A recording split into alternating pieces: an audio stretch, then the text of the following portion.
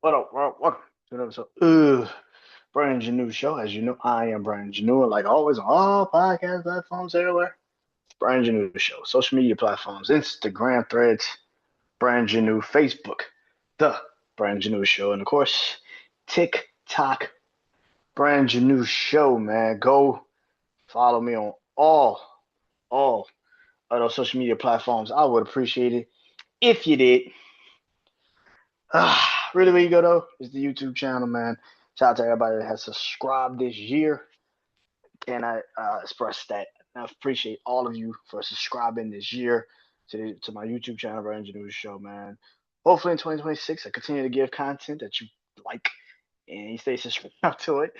And if I do, then just hit me up, man. Comment, you can comment on it, man. The shorts, the vids, whatever, man. Let me know what you like about the content, man. I appreciate it if you did, man. This is one of the last episodes of the year, one of the last episodes of the season, one of the last episodes of my podcast of the 2025 year. This is wrestling life. It's only right that I ended this year with some good old fashioned wrestling. And this is my top 10 matches of 2025, man. Now, I have bashed the living hell out of wrestling this year. It has sucked. Booking, decisions, everybody just lives in a fucking moment nowadays. But for the most part, man, for the most part, there have been some matches this year. Some in AAA, CMLL, TNA, New Japan, AEW, and of course, NXT and WWE. This is my top 10 list. If you don't know how to do my top 10 list, I go from 10 to 1. I explain why each match is on the list, why I have them positioned, why I have them positioned.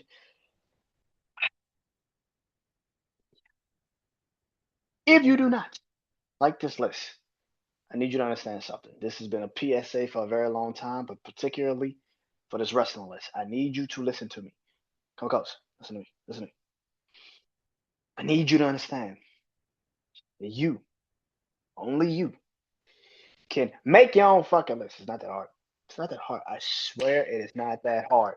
You get a piece of paper, you get a pen. Hopefully in 2026, y'all finally heed my words and to listen to me when I say, I don't give a fuck about your opinion, bitch. This is my opinion. I care less about yours.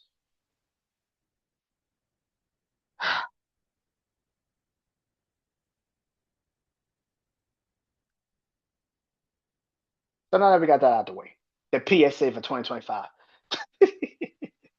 and the PSA for all top 10 lists moving forward. Let's close out 2025 the right way with my top 10 wrestling matches of 2025. Starting out the list at number 10,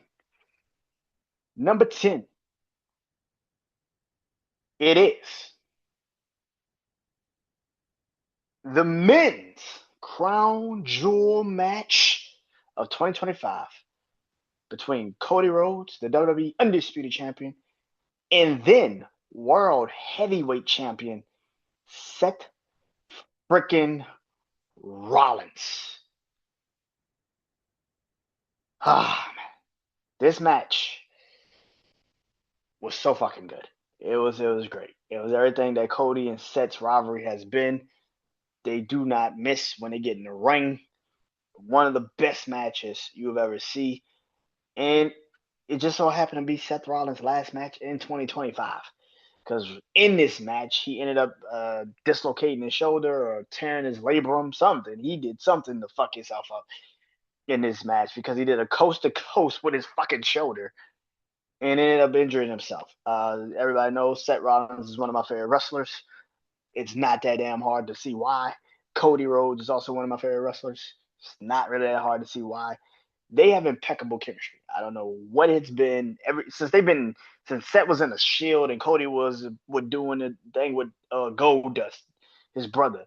They've always had great matches, and this was just a prime example. Everything about this, I love the fact that the Vision didn't come out and try to run interference. I love everything about this. Seth beat Cody. Yes, he cheated to beat Cody, but he still beat Cody. He still beat Cody, and before he leaves, he was named the Crown Jewel Champion. Of course, he had to relinquish the belt that literally the next Monday because he tore his shoulder. But this doesn't still change the facts that this is one of the best goddamn matches all goddamn year. If you have ESPN, I don't think they've put the match up yet on YouTube, but I did watch it on ESPN because I have it. But when they put this match up on YouTube, go watch it. It is an incredible match, and yeah. Number 9, it is Io Sky versus Stephanie Vicker, WWE WrestlePalooza 2025. This is probably the only match on that fucking card that actually made sense and you actually probably cared about.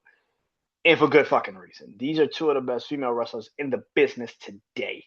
Now, female wrestling this whole year, believe me, there's going to be some more female wrestling on this list. So keep your fucking eyes open and look at this list. But for the most part, these women in this match was just top tier excellent. I mean, you have one of the best female wrestlers, probably one of the best wrestlers in the business today, in Io Sky. And this is probably, without a shadow of a doubt, Stephanie's best match since she's been on the fucking main roster. This is literally her best match. She has not had any competition since then. I don't know why they have chosen to put her in a fucking Nikki Bella for some apparent fucking reason. I don't know why. It's just so fucking stupid. I don't know why. It's like you gave this woman fucking right. I like Raquel Rodriguez, but she's just now starting to reach that potential of what she can be. If this was her Roxanne, I probably would take this more serious. But it's just like you can't tell me Raquel, who's been yes, and she has definitely turned it around this year. But for the most part, Raquel is pretty much a fucking female jobber for most of her fucking career. Now, yes, she has turned it around, but for the most part of her career, she's been a fucking female jobber. Like that's pretty much what she's been. In 1 year does not change the fact that that's pretty much what the fuck you've been treating this woman like. Anyway, this was one of the best matches in this entire year. I mean, literally, when you're literally the only match that we can reference from WrestlePalooza that we actually generally gave a fuck about and actually cared about and was actually lived up to the fucking hype. Yeah, I thought Stephanie should have won. Now I'm thinking about it, I don't know if she should have won because at the end of the day, they haven't done shit with her since she won. It sucks. EO had a better story going on with Rhea and the Kabuki Warriors, but then I asked the question of if EO would have won, would she be in the Stephanie shoes, and would Stephanie be in the Rhea be where she's at? Where Stephanie's feuding with fucking the Kabuki Warriors with Rhea. It's this thing about Triple H where he puts the belt on somebody and he puts the belt on them and tells them to go the fuck away. It's like, what are we doing, bro?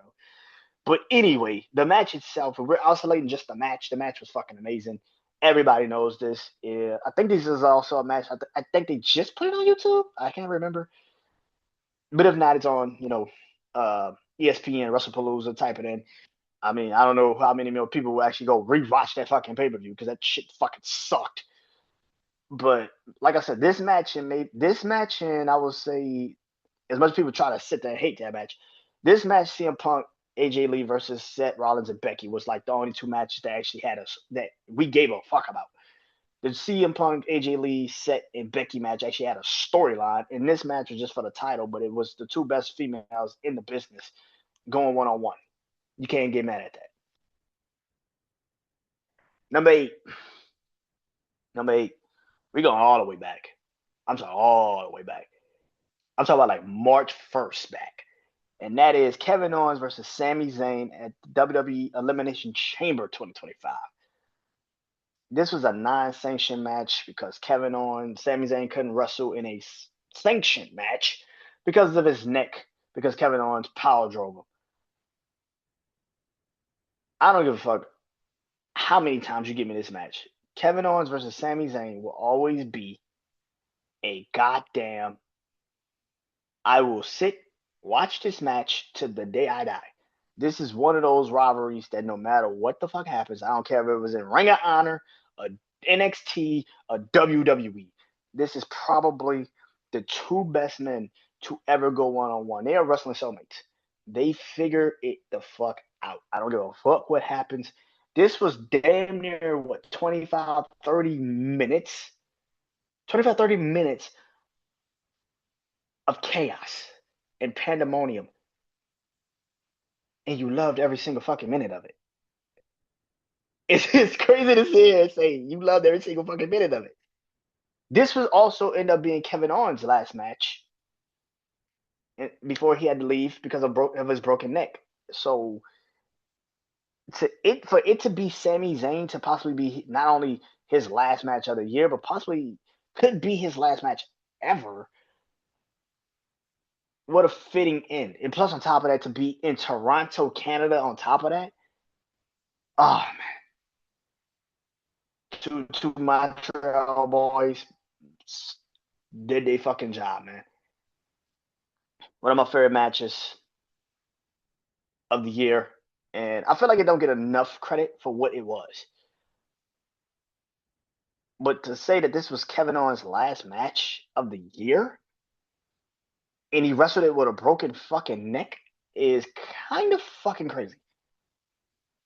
And this match was fucking pandemonium. I mean, these dudes was in the crowd, motherfuckers hitting each other with ball wire chairs. Like these motherfuckers went ham in this match. Oh my god, that's one of my. And this match is on YouTube. So if you think I'm tripping, go watch this motherfucker and then tell me if I'm tripping. But this is definitely on the list at number 8. And number 7.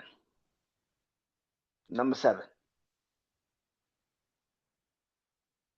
Leon Slater versus Javon Evans. I was about to say Javon Evans at TNA Bound for Glory 2025. Listen, man, I have raved about this match when this match happened. I raved about it afterwards. I will continue to rave about this match. To be two 21-year-old kids, because I call them kids because I'm literally older than them. I'm 10 years older than them. To be two 21-year-old kids that have that much expectations to go into a ring and live up to the expectations of that fucking match and that night. Holy shit. Like, I don't think people understand how fucking good this match truly was. To have two men, like I said, 21-year-old men go in there and bang like they bang that night. Man, oh man, oh man. One of my favorite goddamn matches of the year. And then I don't know when. I have no idea when they're gonna give them when this is gonna happen again.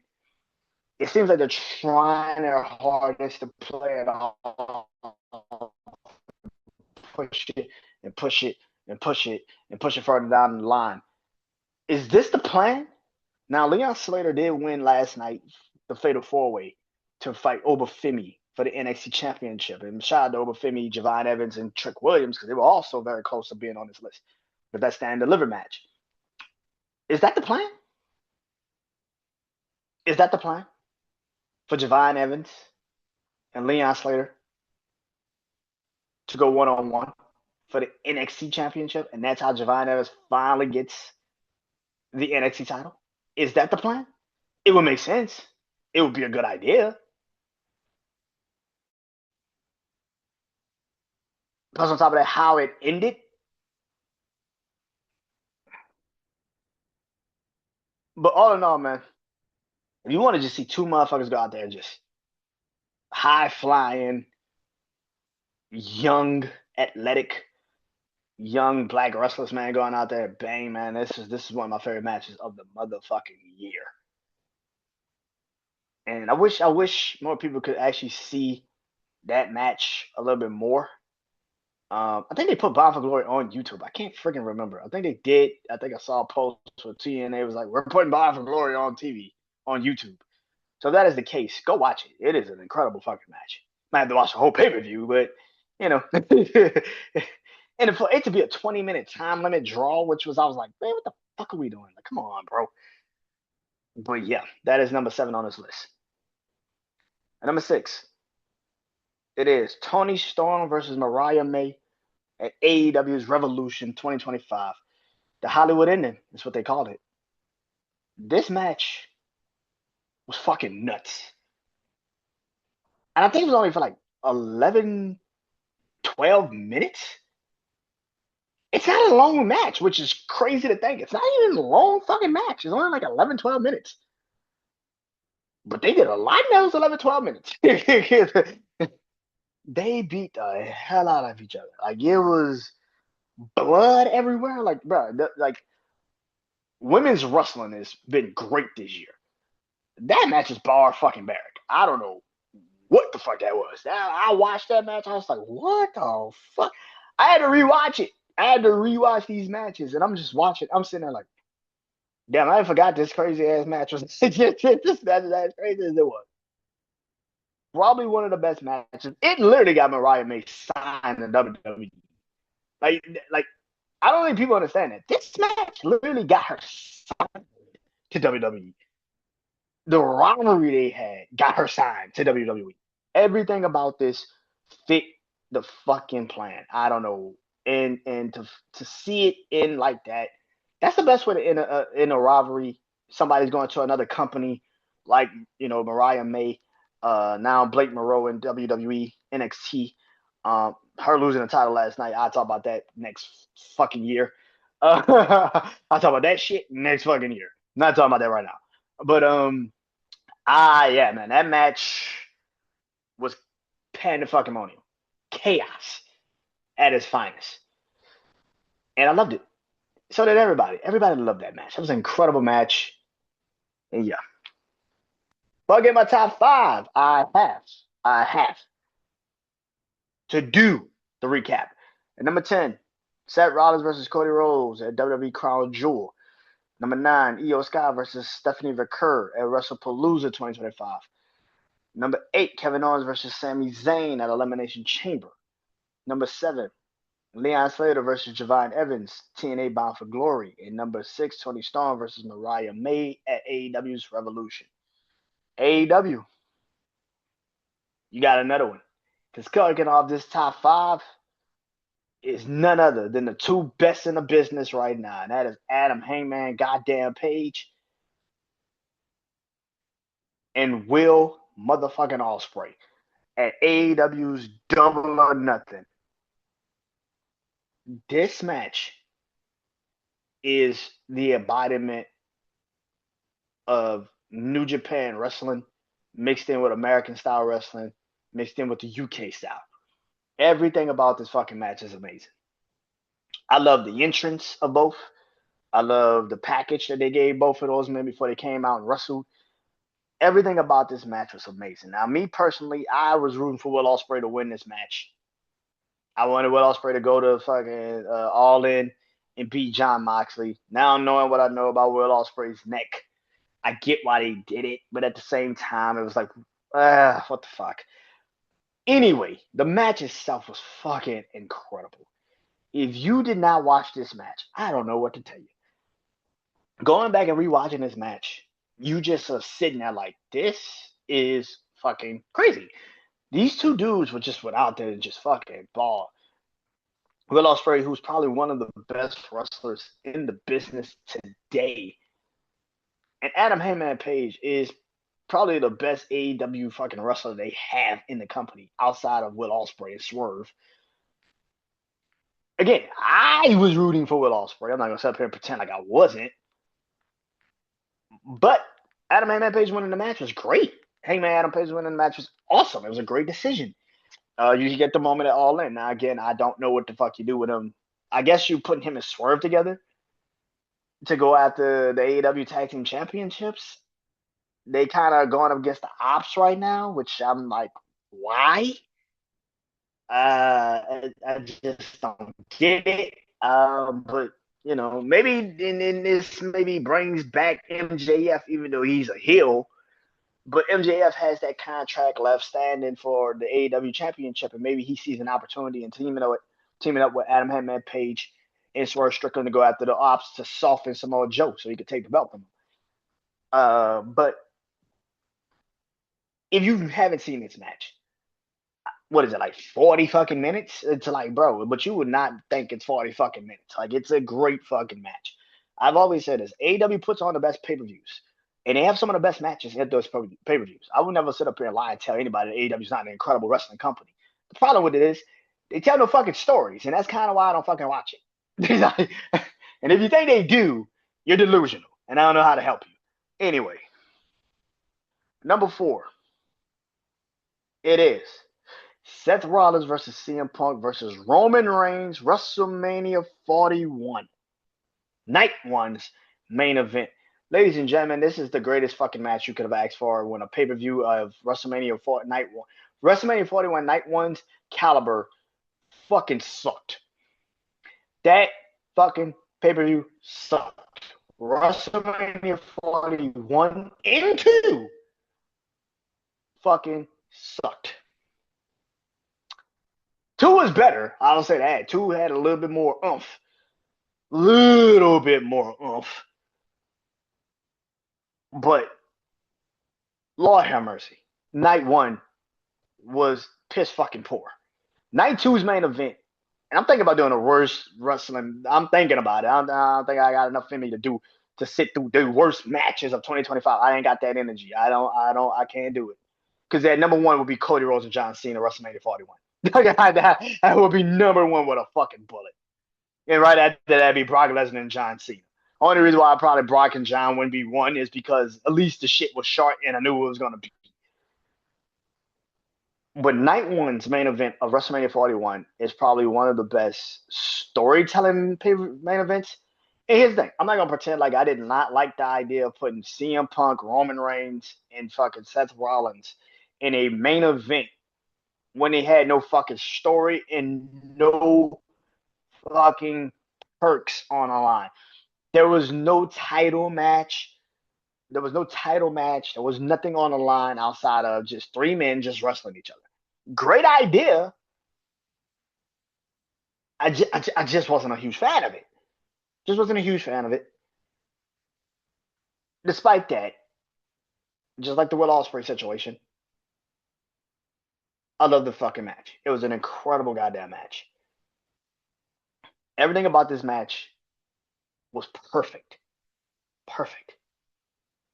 Like I said, if you ask me the best main event of the 2 nights, it's this one, and it's not even fuck this. I've literally said this numerous times. This match, the Bianca, Io, and Rhea match might be the only matches that's even watchable from WrestleMania. That's it. Nothing else. I don't. LA Knight and Joker Fatu kind of had a little bit of a banger. El Grande Americano and Rey Fenix match, which a lot of people don't talk about. It was fucking good. I just don't think El Grande Americano should have won. That's the only thing. For Rey Fenix, I think it was like Rey Fenix's second match in the company, and he fucking lost. It was like, what are we doing? That was very fucking stupid. But anyway, this match is perfect, man. The turn of Paul Heyman on not just Punk but Roman, Seth winning, which you know me, I was happy Seth won. You know me, Seth should have won. Who the fuck didn't think Seth should have won? That was very stupid. CM Punk getting a chance to headline WrestleMania for the first time in his career. Roman taking a pin. It was perfect, man. And then of course they formed the division the next, that Monday. So, do you think? But that is number 4. Number 3. It is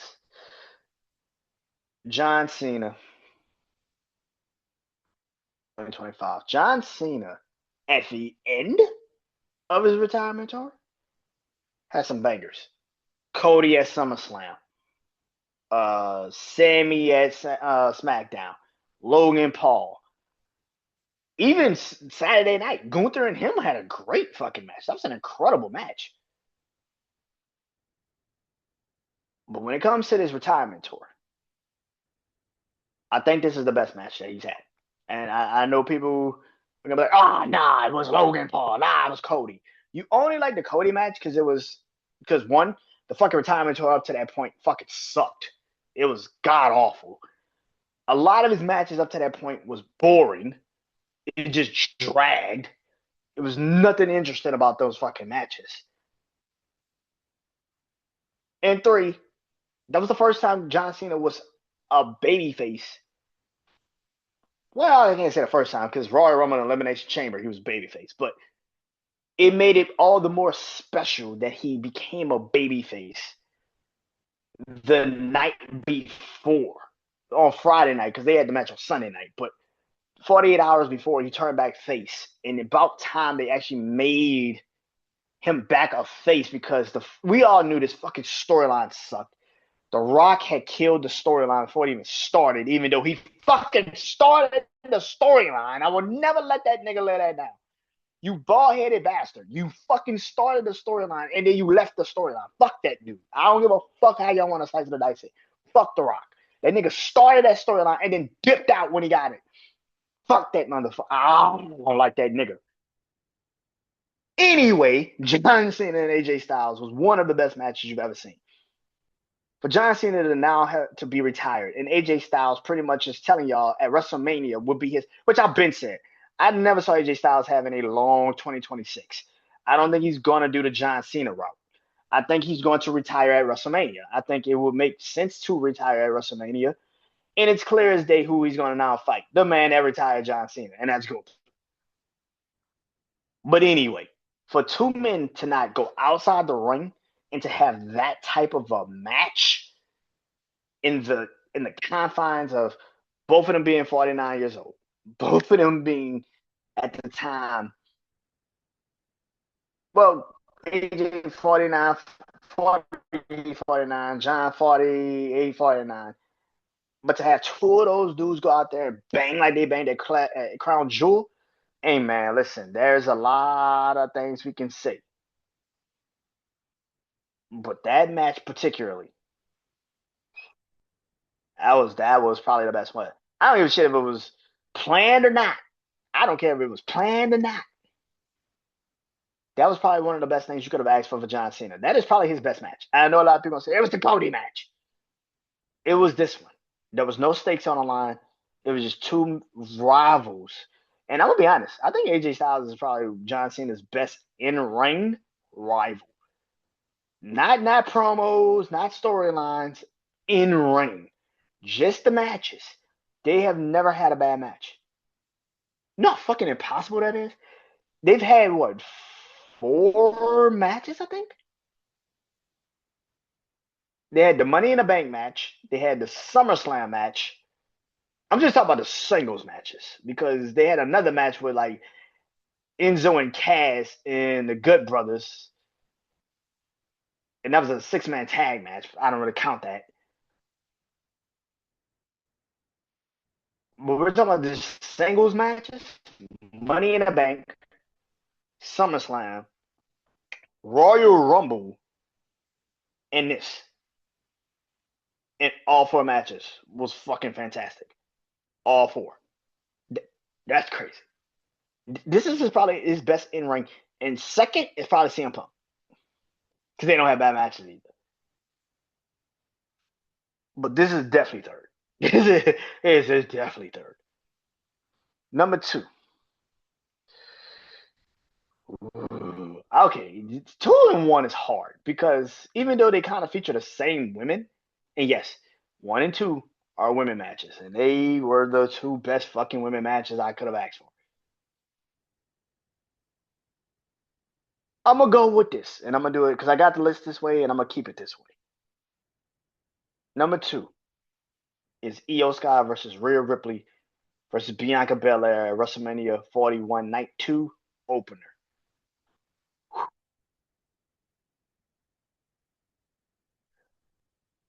I had told my family, I had said before it even happened that Io Sky was going to be in WrestleMania.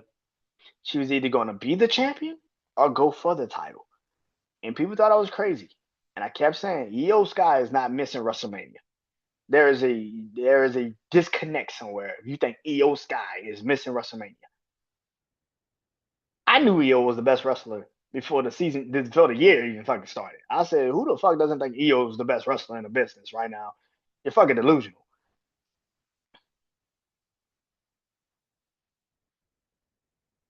I give the edge to Io a little bit over Liv for the best rivalry Rhea has because Io feels like I feel like Io brings the best out of Rhea. I haven't really seen a bad Io and Rhea match like ever. I've seen some okay matches with her and Liv, like the Netflix one. It was kind of okay. It was alright. And then I think they had a match at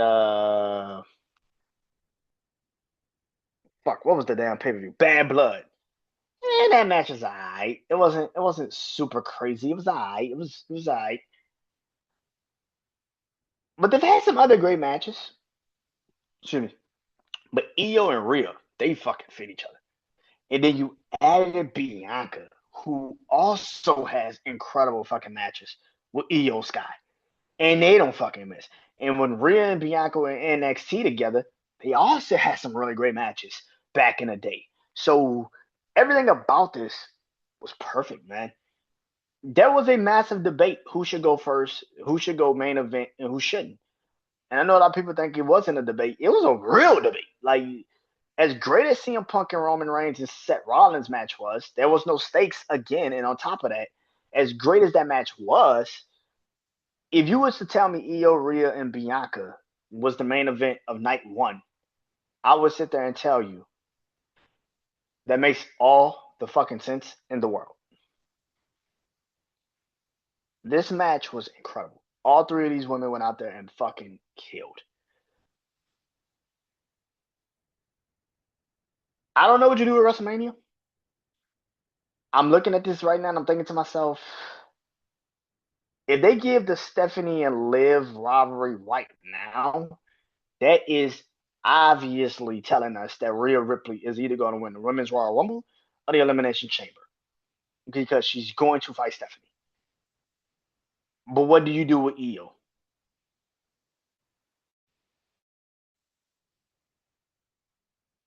Is Io and Liv the plan for WrestleMania? You know what? I wouldn't mind that.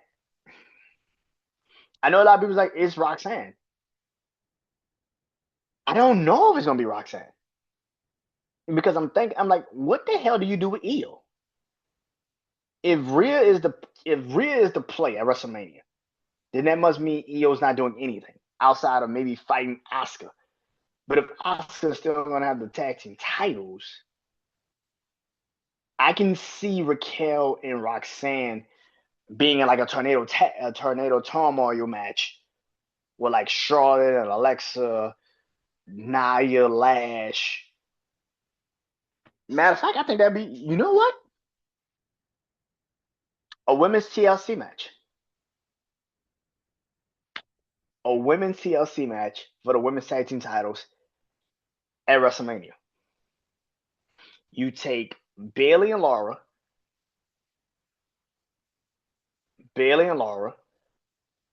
Raquel and Roxanne, right? Let's say Brie Bella comes back and she teams with Nikki. That's Nikki, okay? Charlotte and Alexa, Nia and Lash.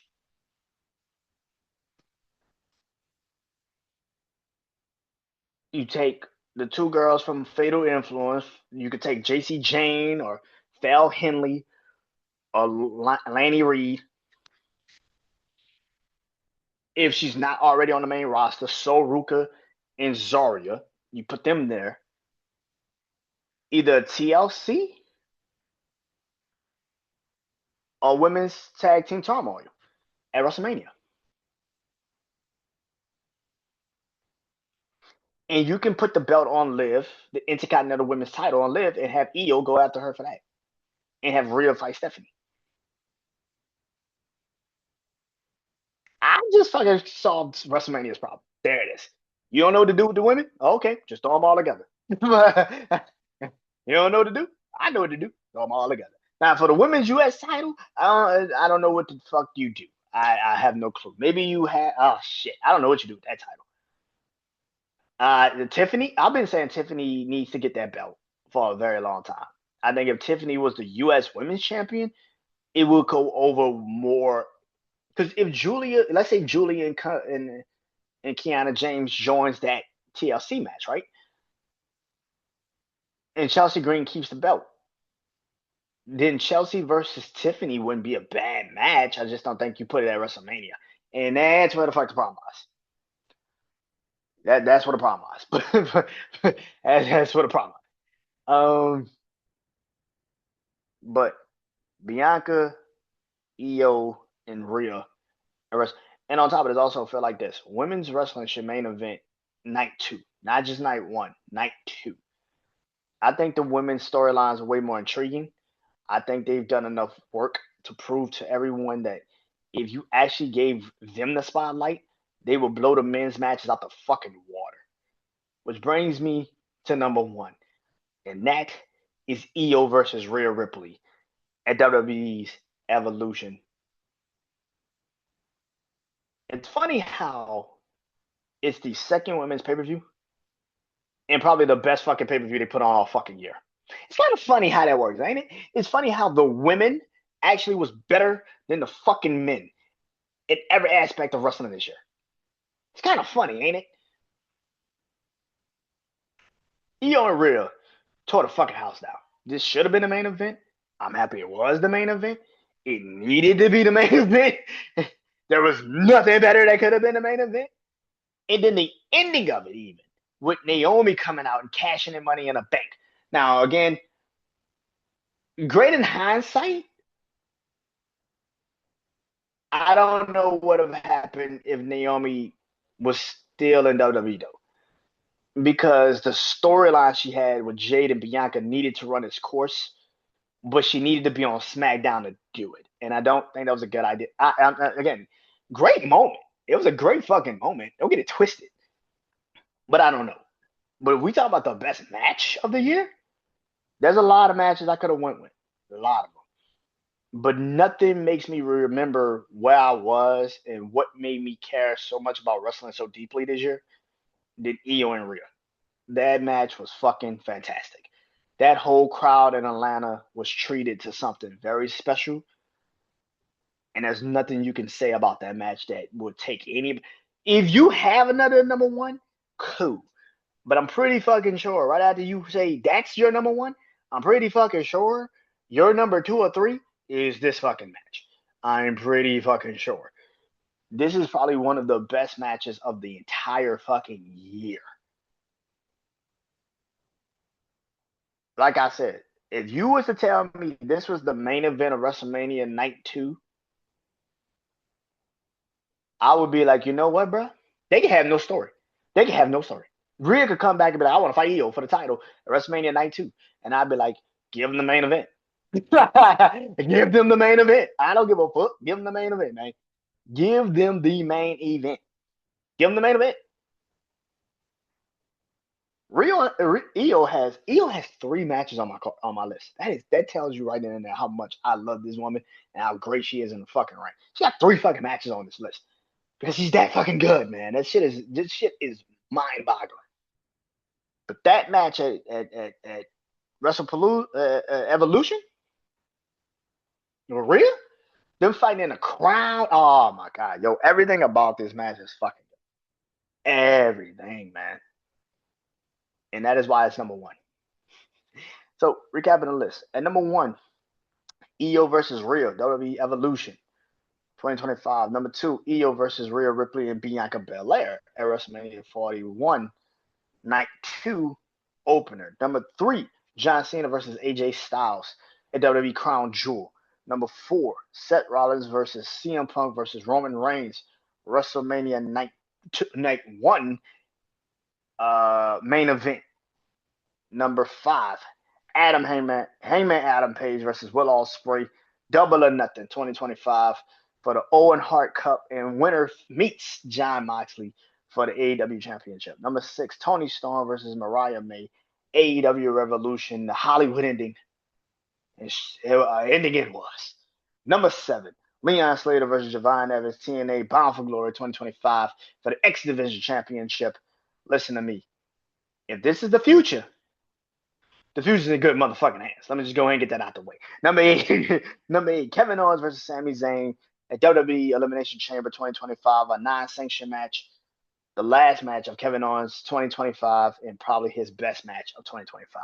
Number 9, Io Sky versus Stephanie McCurry at WrestlePalooza 2025 for the Women's World Heavyweight Championship that was vacated because of Naomi in one of the best matches you will see all year. And then number 10, Seth Rollins versus Cody Rhodes at Crown Jewel for the men's Crown Jewel title. It was the last match of Seth Rollins' 2025 year and one of the best matches you could have asked for. That is it. Wrestling life is over for 2025. I'm done. There's no more I could give you. I'm finished. I'll be back next year. I'll be back next year with new episodes. I'll be bringing back the debate. I'll be bringing back wrestling breakdown, which I'll be talking about a particular wrestler or even a match, which I'm looking super fucking forward to. Wrestling breakdown, rivalries, which I'm starting up next year. Wrestling life rivalries, which I'm trying to figure out how I'm gonna do that. Which I'm gonna talk about a particular wrestler and their rivals and what's their best rival, and looking forward to that. I can't wait to do that next year. That's gonna be fun. So I got some shit coming, man, and of course, still doing my top 10 list of stuff. So that'll be coming soon. But yeah, man, I hope you guys enjoy this list, my wrestlers of 2025, my moments of 2025, and that is the end of wrestling life of 2025. I'll talk to you guys next year. Peace.